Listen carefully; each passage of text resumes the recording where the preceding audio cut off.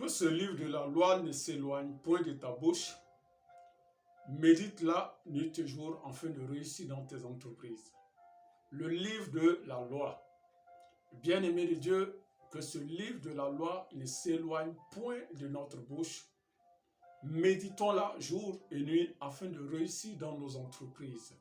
C'est dans cet élan que nous nous retrouvons afin de partager la parole de Dieu. Bien-aimé de Dieu, sois la bienvenue à la nouvelle chaîne appelée Robot, Israël et les robots. Au travers de sa parole, Dieu aimerait te mettre au large. Dieu aimerait nous mettre tous au large. Pour ceux qui nous ont suivis jusque-là, vous le savez tous que nous parcourons les Saintes Écritures, l'évangile de Jean. Et c'est dans cet élan que nous sommes déjà au chapitre 5 de l'évangile de Jean. Nous venons de parcourir les 4 premiers chapitres. Et gloire soit rendue à Dieu, le Seigneur a permis que nous puissions arriver au chapitre 5 de l'évangile de Jean. Et le Saint-Esprit étant notre conseiller, le Saint-Esprit étant notre enseignant, va une fois de plus encore nous conduire dans la révélation de sa parole. Et je sais qu'au travers de sa parole, toi et moi, nous serons bénis. Je dis bien, au travers de sa parole, toi et moi, nous serons bénis. Parce que la parole de Dieu est une lampe. Elle nous éclaire.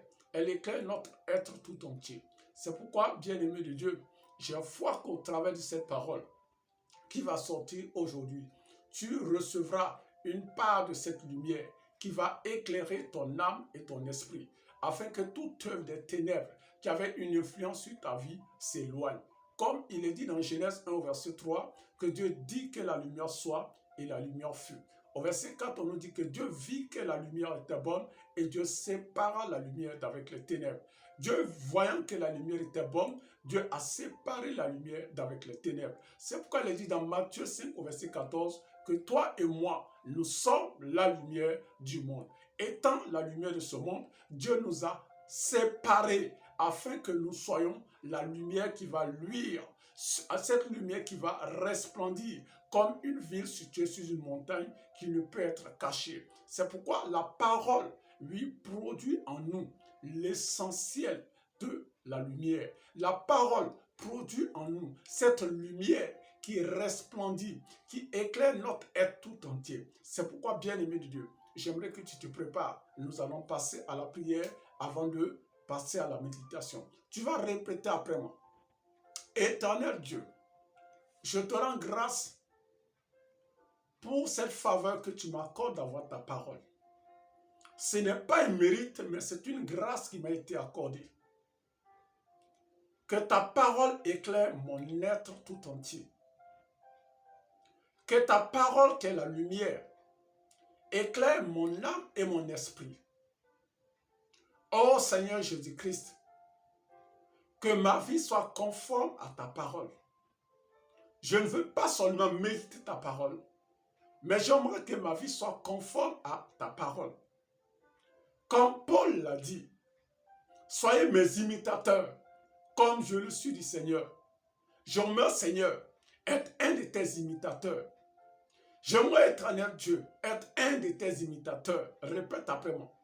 Je ne veux pas seulement méditer la parole, mais je veux la vivre. Je veux vivre ta parole. Je veux que ta parole soit gravée dans mon cœur. Au nom puissant et précieux de Jésus-Christ. Répète après moi. Ta parole éclaire mon âme et mon esprit. Et au travers de ta parole, je suis justifié, comme au travers de ta parole, je suis condamné. À cet effet, je déclare que je suis un homme heureux, qui ne marche pas selon le conseil des méchants. Répète après moi. Je suis un homme heureux, qui ne marche pas selon le conseil des méchants. Je suis un homme heureux, parce que je ne m'assis pas en compagnie des pécheurs. Répète encore après moi. Je suis un homme heureux, parce que je ne m'assis pas en compagnie des moqueurs. Mais je trouve mon plaisir. Répète encore après moi.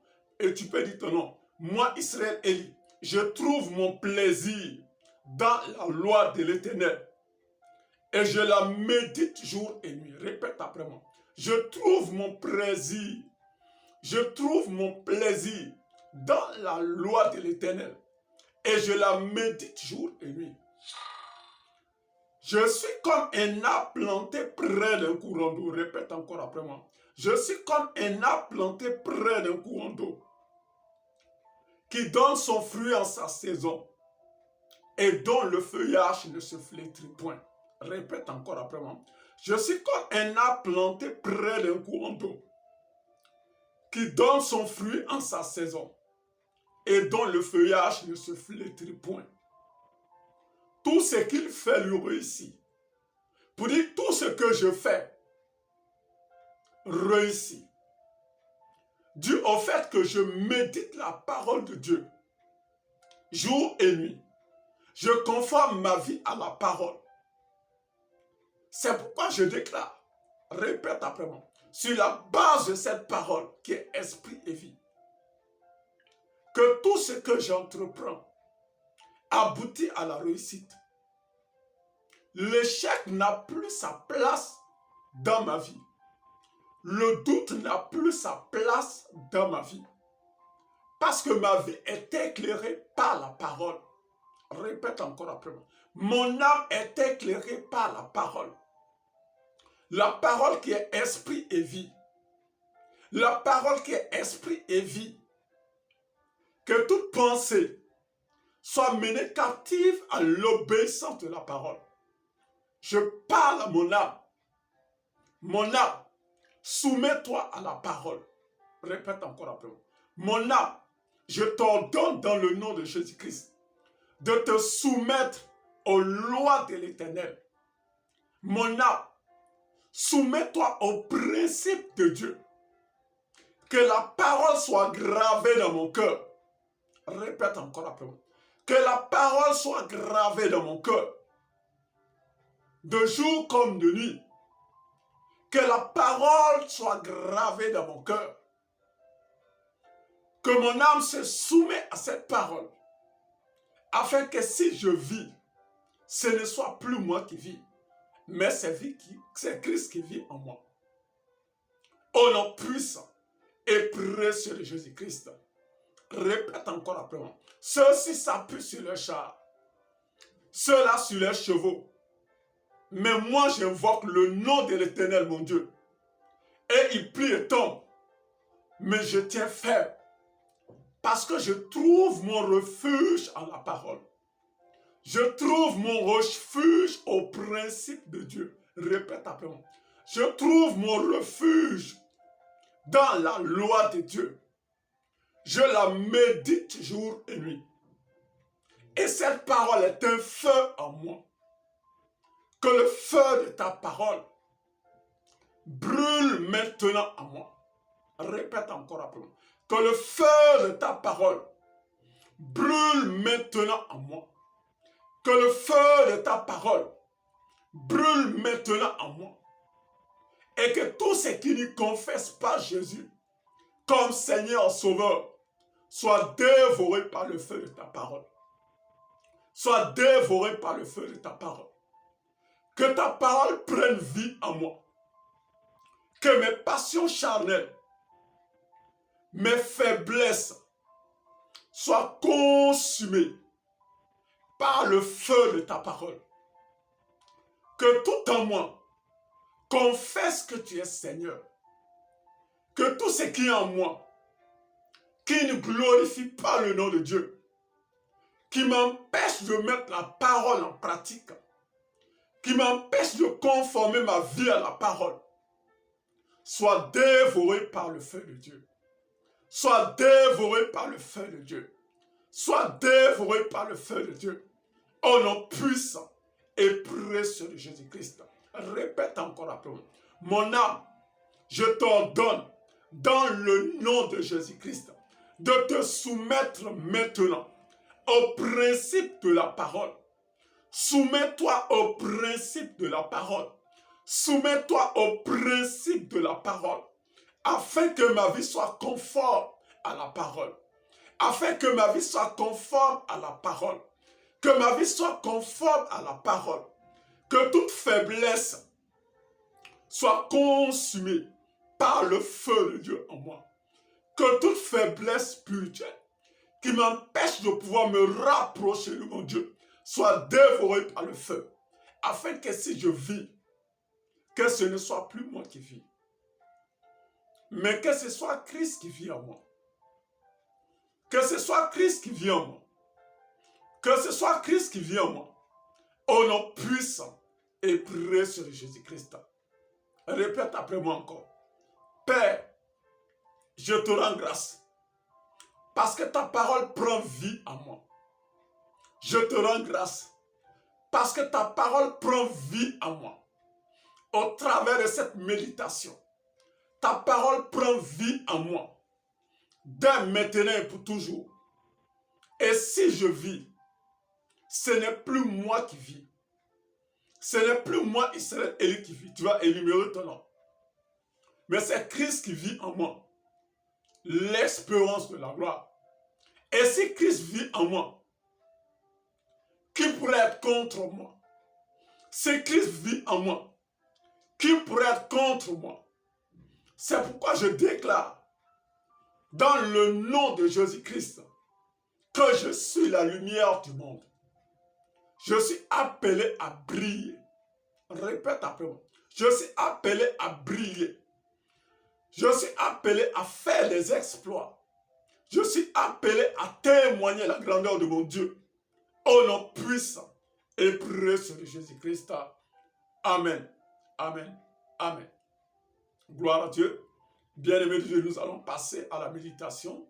Et pour cela, j'aimerais confier ces moments entre les mains du Saint-Esprit afin qu'il soit notre enseignant par excellence, puisqu'il était au commencement, il était présent au début des faits. C'est à lui que nous devons faire recours et non à la sagesse humaine, car la sagesse de l'homme n'est qu'une folie aux yeux de Dieu. C'est pourquoi je vais prier afin que le Saint-Esprit soit au devant de toutes choses. Saint-Esprit de Dieu, je viens te confier ces moments à toi et je prie, Éternel, sois au devant de toutes choses afin de nous donner la révélation de ta parole. Enseigne-nous sur la base de ta parole. Éclaire-nous en ce jour. Donne à chacun de nous la révélation de ta parole, afin que nous puissions conformer entièrement notre vie à ta parole. Il ne suffit pas de méditer la parole, mais nous voulons conformer nos vies à ta parole. Nous voulons conformer nos vies à ta parole. Nous ne voulons pas seulement être des auditeurs, mais nous voulons que la parole prenne vie en nous. Saint-Esprit, toi seul pourrais nous donner cette capacité de pouvoir conformer notre vie à la parole. Au nom puissant et précieux de Jésus-Christ, j'ai prié. Amen. Amen. Amen. Gloire à Dieu. On s'était arrêté au verset 16 du chapitre 5 de l'évangile de Jean. Nous avons vu la séance dernière, Jésus ayant rencontré cet homme qui était malade pendant 38 ans. Jésus a dit à cet homme, lève-toi, prends ton lit et marche. Cet homme qui était couché près de la piscine s'est levé, ayant pris son lit, il a marché. Et les Juifs ayant vu cet homme qui marchait avec son lit le jour de sabbat, se sont opposés. Et cela a suscité une jalousie venant des Juifs à l'égard de Jésus.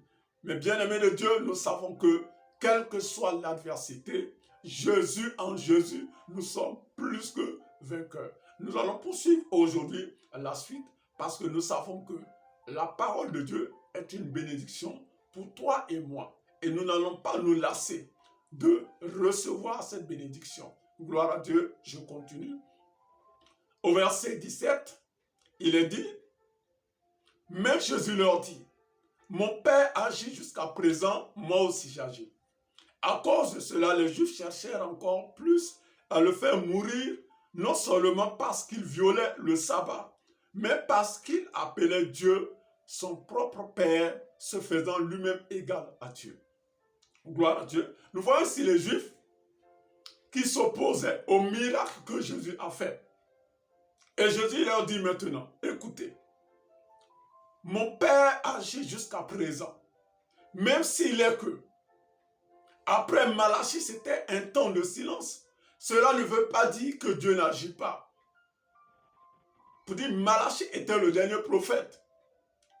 Et les Juifs n'ont pas accepté Jésus comme prophète. Ils n'ont pas accepté Jésus comme Christ, comme le Sauveur. Et Jésus leur dit, même si vous ne croyez pas à mon appel, sachez que le Père agit jusqu'à présent. Et moi aussi j'agis. Gloire à Dieu. Et je continue. Il dit à cause de cela, les Juifs cherchaient encore plus à le faire mourir, non seulement parce qu'il violait le sabbat. Pour dire, pour eux, Jésus violait le sabbat. En oubliant que lorsqu'on parle de sabbat, c'est le repos. Et qui est le repos? C'est Jésus. La personne dont il cherchait à empêcher à ce qu'il ne puisse pas œuvrer lui-même pour dire Jésus, était celui-là qui est le repos. Parce qu'il a dit, venez à moi, vous qui êtes tous fatigués et vous qui avez besoin du repos. Gloire à Dieu. Il dit, je vous donnerai un joug léger. Donc pour dire, Jésus lui-même était déjà, Jésus représentait le sabbat. Et je continue au verset 19. Jésus reprit donc la parole et leur dit, en vérité, je vous le dis, le Fils ne peut rien faire de lui-même.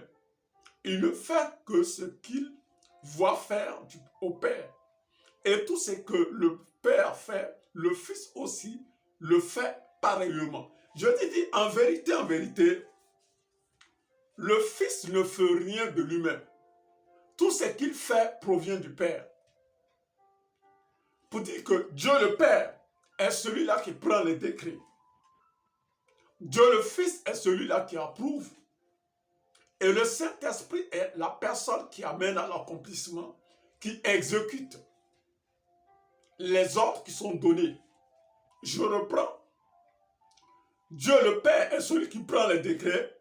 Le Fils est celui-là qui approuve. Et le Saint-Esprit exécute, ou je dirais en d'autres termes, accomplit. C'est pourquoi Dieu,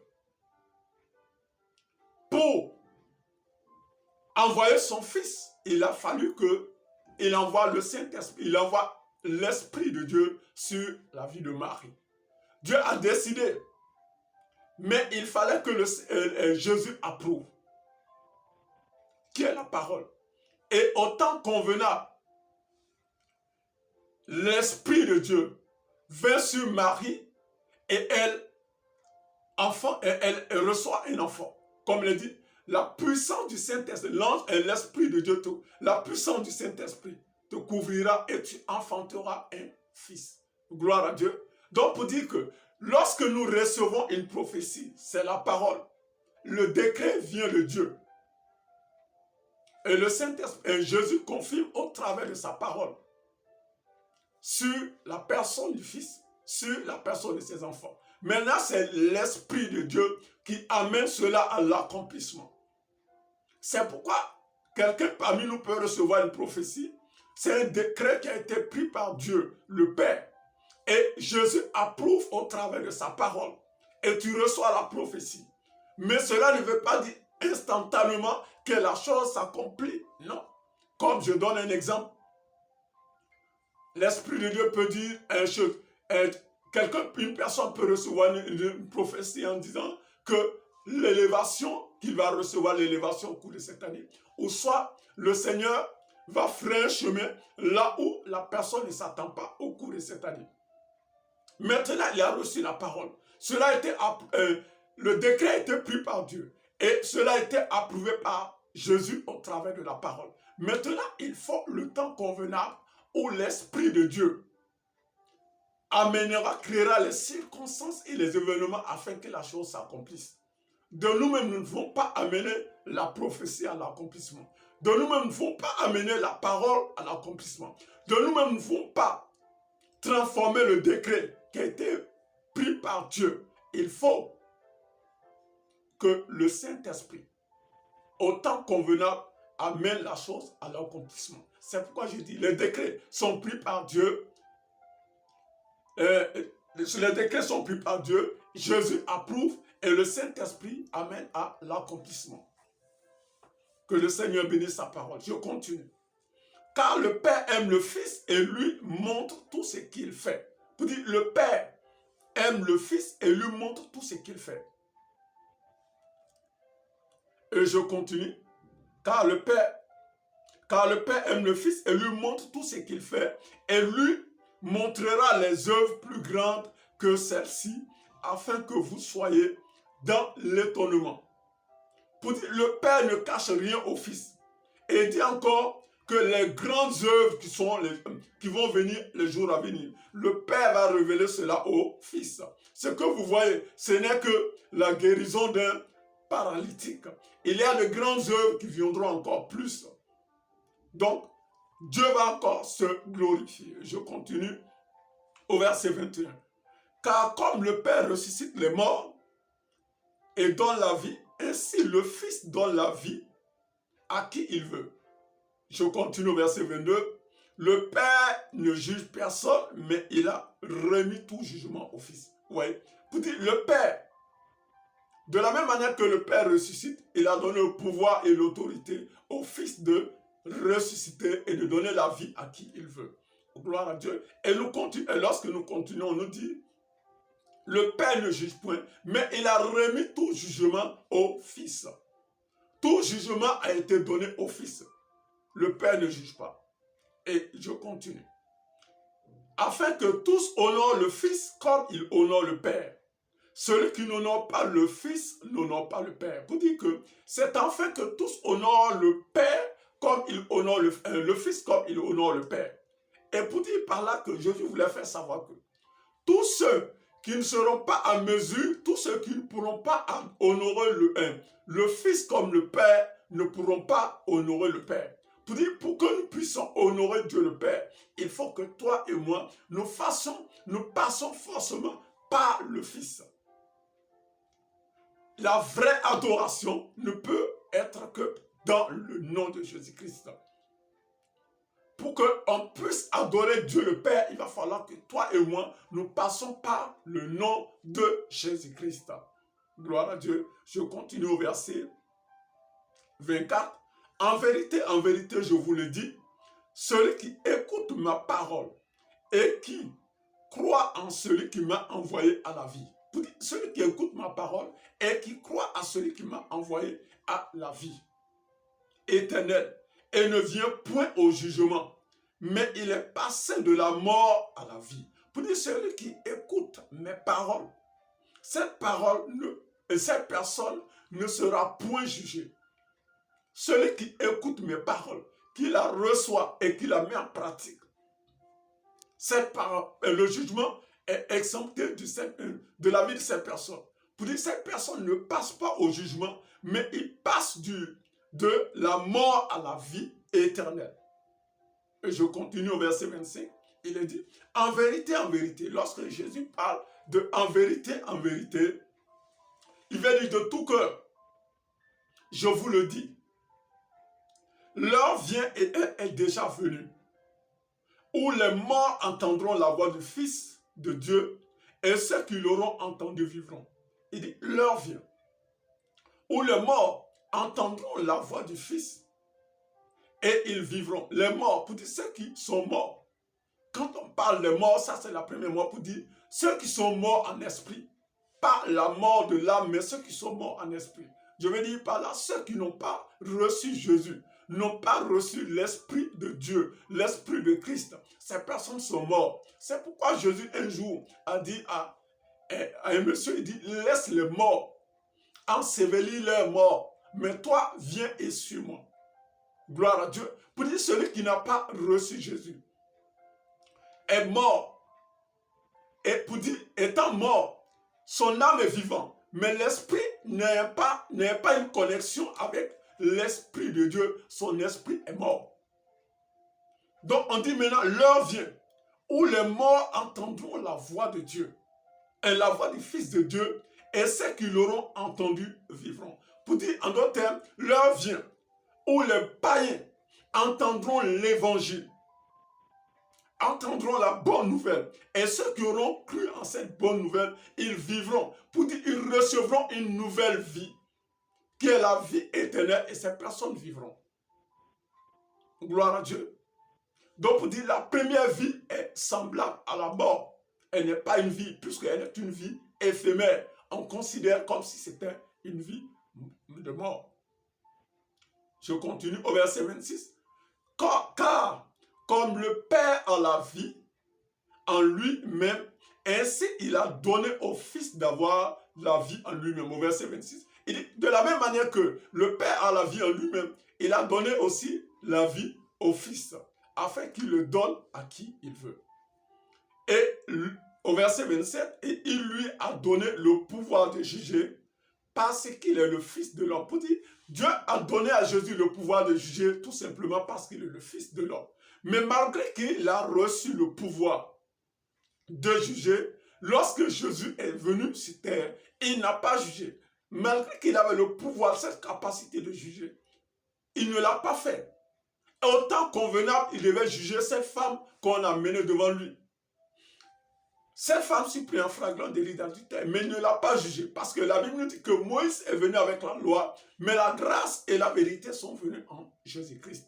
Il a dit tout simplement à ceux qui sont venus à ceux qui ont envoyé la femme vers Jésus, vers lui, que celui parmi vous qui n'a point péché prend la pierre, le premier, afin de lapider cette femme.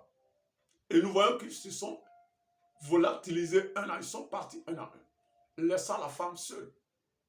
Ayant reçu le pouvoir de juger, il n'a pas jugé, mais il a dit à la femme, va et ne pêche plus, car tes péchés sont pardonnés.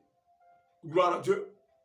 Pour dire, seul celui qui a le pouvoir de juger peut condamner, ou soit peut ôter la condamnation. Seul celui qui a le pouvoir de juger peut condamner, ou soit ôter la condamnation. Et nous voyons que Jésus, ayant reçu le pouvoir de juger et de condamner, étant venu sur terre, il non seulement n'est pas venu pour juger, il n'a pas jugé et il n'a pas condamné. Et il nous a sauvés même de la condamnation. Gloire à Dieu. Je continue. Nous sommes au verset 28. Ne vous étonnez pas de cela, car l'heure vient où tous ceux qui sont dans les sépulcres entendront sa voix et en sortiront. Pour dire, ne vous étonnez pas, car l'heure vient où tous ceux qui seront dans les sépulcres, là on parle du jugement dernier. L'heure vient, car ne vous étonnez pas de cela, car l'heure vient où tous ceux qui sont dans les sépulcres entendront sa voix et en sortiront. Pour dire ceux qui seront dans les sépulcres, un temps viendra où ces personnes, étant morts, étant dans les sépulcres, entendront la voix et en sortiront. Ceux qui auront fait le bien, là c'est le jour à venir, on dit, ceux qui auront fait le bien ressusciteront pour la vie éternelle. Pour la vie, lorsqu'on parle ici, c'est la vie éternelle. Mais ceux qui auront fait le mal ressusciteront, pour dire que ce soit les bons ou les mauvais, tous ceux qui étaient dans le sépulcre vont revenir à la vie. Lorsqu'ils auront entendu la voix du Fils de Dieu, quand il viendra, tous ceux-là reviendront à la vie. Que ce soit le méchant comme le juste, qui étaient dans le sépulcre, ils viendront tous à la vie. Et on nous dit, au verset, ceux qui auront fait le bien ressusciteront pour la vie. Puis ceux qui auront fait le bien ressusciteront pour la seconde vie, qui est la vie éternelle. Et ceux qui auront fait le mal pour le jugement. Pour ceux qui auront fait le mal ressusciteront pour le jugement dernier. Pour ceux qui n'auront pas reçu Christ ressusciteront pour le jugement dernier. Je continue. Je ne puis rien faire de moi-même. Selon que j'entends, je juge et mon jugement est juste. Parce que je ne cherche pas ma volonté, mais la volonté de celui qui m'a envoyé. Gloire à Dieu. Jésus parle ici. Il ne fait rien de lui-même. Il fait selon ce qu'il a reçu du Père. Et il dit que son jugement est juste. Et maintenant, ceux qui auront fait le bien auront la vie éternelle et ceux qui auront commis le mal seront jetés dans le feu. Le jugement, et ce jugement suivra la condamnation. Et la Bible nous dit dans Romains 8 au verset 1 qu'il n'y a plus de condamnation. Pour dire, lorsqu'on parle de condamnation, pour dire que il n'y a plus de jugement. Parce que tout juste après le jugement, il y a une condamnation. Et Jésus dit qu'il n'y a plus de condamnation. On nous dit qu'en Jésus, Paul nous dit dans Romains 8 au verset 1 qu'il n'y a plus de condamnation pour tous ceux qui sont en Jésus-Christ. Il n'y a plus de condamnation pour toi et moi qui sommes en Jésus-Christ. Après que nous ayons reçu la parole, après que nous ayons cru en la parole, bien-aimé de Dieu, il n'y a plus de jugement pour toi et moi. Pour dire il n'y a plus de condamnation, la condamnation est ôtée. Car il dit, en effet, la loi de l'esprit de vie en Jésus-Christ m'a affranchi de la loi du péché de la mort. Car chose impossible à la loi, parce que la chair la rendait sans force. Gloire à Dieu. Nous allons nous arrêter là, au verset 30 du chapitre 5. Et je sais que cette parole va produire son effet dans nos vies. La Bible dit que la parole de Dieu ne revient point à elle sans effet. Et il nous a dit qu'il est le chemin, la vérité et la vie, et que nul ne peut aller au Père que par Dieu. De la même manière que nous l'avons vu la séance dernière, lorsque Jésus a dit à cet homme, la séance avant-dernière, où il a dit à cet homme, à l'officier du roi, va, ton fils vit. Cette parole qui a été donnée a amené la guérison dans la vie de l'enfant et a amené le salut dans la maison de l'officier. Je vais dire à une personne qui m'écoute aujourd'hui, cette parole est une épée à double tranchant. Elle va transformer ta vie. Elle va t'amener à une autre étape. Elle va briser ce cœur qui est endurci. Et si une personne n'avait pas encore donné sa vie à Christ, j'aimerais dire à toi qui m'écoutes, c'est le moment où tu dois te répandre. C'est le moment où tu dois confesser Jésus-Christ comme Seigneur Sauveur. C'est le moment où tu dois le recevoir. Bien-aimés de Dieu, les temps sont courts. Pour ceux qui m'ont suivi la séance dernière, j'ai donné une vision que j'ai reçue. Nous devons consacrer tout notre temps à chercher Dieu. Nous devons prendre tout notre temps à chercher Dieu. Parce qu'un jour viendra où Dieu va séparer les bons des méchants. Ceux qui ont reçu Christ et ceux qui ne l'ont pas reçu. S'il est que tu m'écoutes en ce jour et que tu n'as pas encore donné ta vie au Seigneur, c'est le moment. Je dis bien, c'est le moment. Tu peux me contacter à ce numéro. Plus 226 78 33 39 96. Et de là, je vais te donner des instructions pour que tu puisses confesser Jésus-Christ comme Seigneur Sauveur. Mon devoir, c'est de prêcher l'évangile. Gloire à Dieu. Bien-aimés de Dieu, nous sommes au terme de notre émission du jour.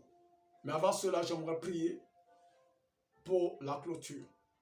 Père éternel, je te rends grâce pour ta parole qui est esprit et vie. Et je te rends grâce pour cette parole qui a une multifonction, une épée à double tranchant qui produira son effet dans la vie de tes enfants. Merci Seigneur parce que ta parole œuvre en ces moments. Merci Seigneur parce que ta parole console. Merci Seigneur parce que ta parole restaure. Merci Seigneur parce que ta parole délivre. Merci Seigneur parce que ta parole sauve. Merci Seigneur parce que ta parole guérit. Au nom puissant et glorieux de notre Seigneur Jésus-Christ. Amen. Amen. Amen. C'était votre serviteur, le pasteur Israël Eli. Shalom.